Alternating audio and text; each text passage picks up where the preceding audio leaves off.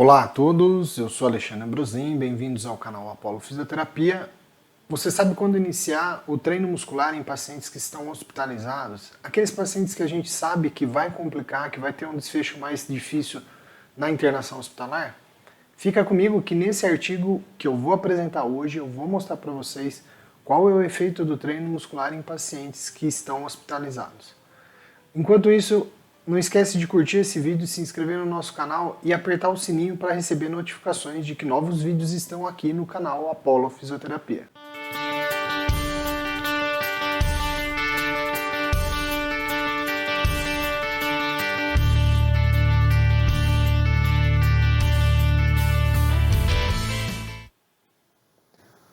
Bom pessoal, para quem não conhece, né, já teve outros vídeos que eu fiz aqui no nosso canal falando sobre um artigo que a gente apresentou nesse projeto, que é o nosso projeto de se reunir mensalmente para discutir artigos, discutir assuntos relacionados à fisioterapia, e esse é o nosso projeto chamado de Fisioterapia Respiratória Gourmet.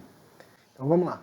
Eu apresentei, né, no Fisioterapia Respiratória Gourmet esse artigo, que é um artigo de 2017, onde a ideia do artigo era avaliar, né, se o treino muscular respiratório era seguro, né, era eficaz, era viável de ser realizado e se era eficaz na prevenção de efeitos adversos de alguns desfechos daqueles pacientes que entram no hospital com risco de prolongar a sua internação, né, de ter desfechos desfavoráveis.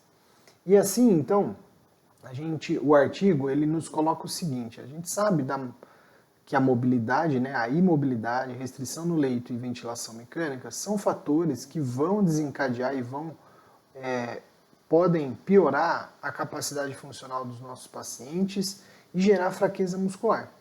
Tudo isso leva a aumento da mortalidade, aumento da morbidade, e nós sabemos que esses efeitos eles acontecem por muito tempo ainda.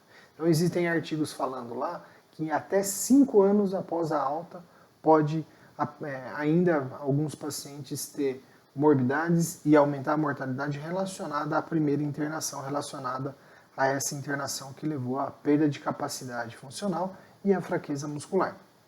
Bom, a gente sabe também, esses dois artigos apresentados aqui, eles falam que a falta de mobilidade é um bom preditor, né? Ele é preditor para pacientes que vão ser readmitidos ou a óbito 1 ano após a sua internação, após a sua alta, né? E também, de encontro a isso, sabe-se que a fisioterapia no UTI tem a capacidade, né? Essa é uma revisão sistemática bastante interessante, onde a fisioterapia dentro da UTI melhora a qualidade de vida, melhora a força muscular periférica, diminui o tempo de ventilação mecânica e, consequentemente, melhora a alta desses pacientes. Porém, esses trabalhos mostram, né, artigos, né, eles conseguiram reunir artigos que não estavam incluídos os pacientes, né, o treino muscular respiratório, né? E sendo assim,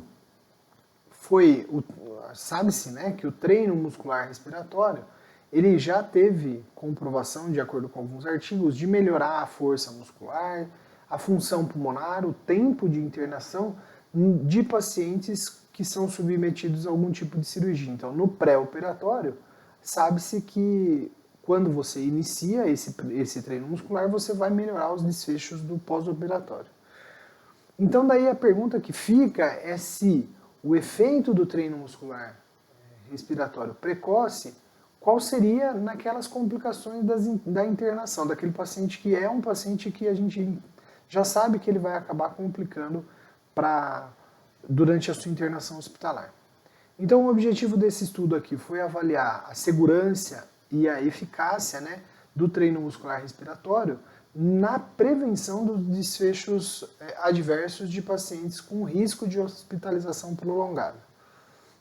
Então o objetivo primário é o treino muscular versus o paciente, as complicações, né, qual o efeito do treino muscular nas complicações, e também como efeito secundário é a questão da segurança e da eficácia desse treino na força periférica e na força muscular e na força periférica e na funcionalidade, né, desses pacientes que foram submetidos ao treino. É um artigo bem interessante porque ele foi muito bem estruturado, né?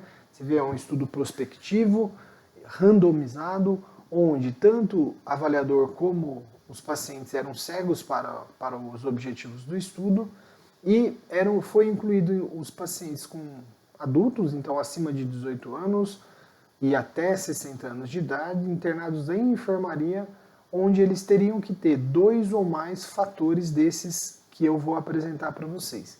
Quais fatores são esses? As comorbidades, algum tipo de comorbidade, sepse, doença pulmonar crônica ou doença hepática crônica ou doença renal crônica, neoplasia, ventilação mecânica prévia, né? Aquele que vem com ventilação mecânica já do domicílio, diálise ou o uso de droga vasopressora. Então vocês vejam, fatores de riscos para a complicação. Aquele paciente você sabe que vai se arrastar um pouco na internação hospitalar.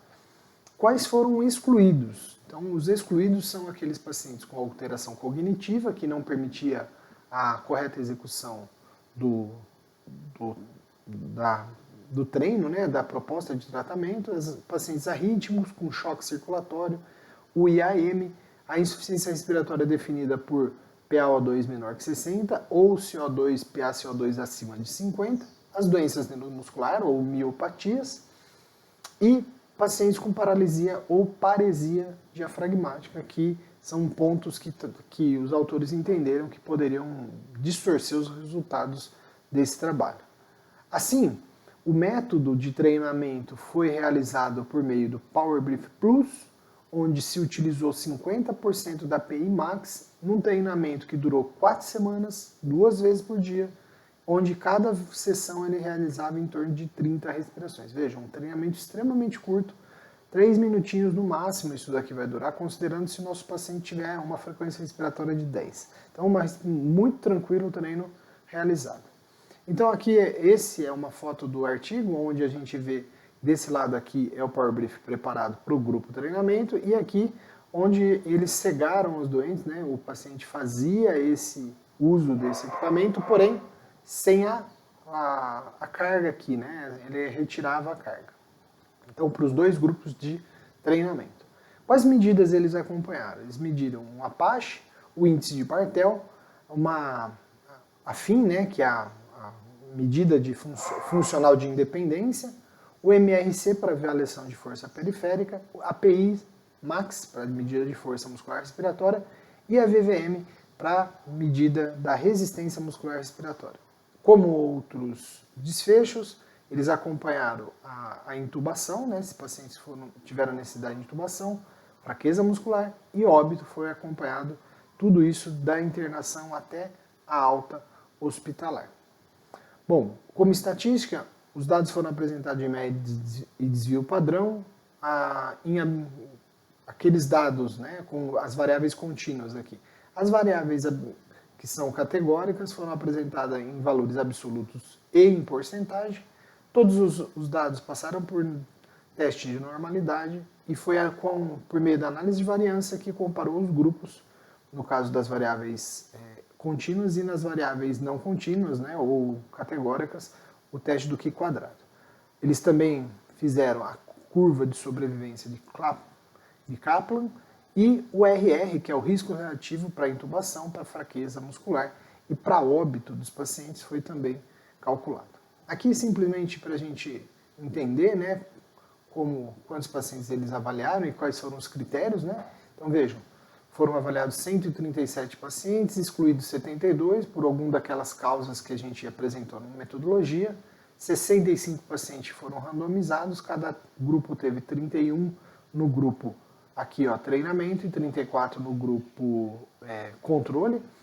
E depois ainda teve algumas perdas aqui, né? Pacientes então que saíram do trabalho, pacientes que desistiram e pacientes que morreram, ó. 3 pacientes num grupo e 3 no outro. 3 pacientes num grupo desistiu e 3 óbitos. Aqui 4 desistiu, 1 óbito, totalizando 26 no grupo treinamento e 28 aqui no grupo controle.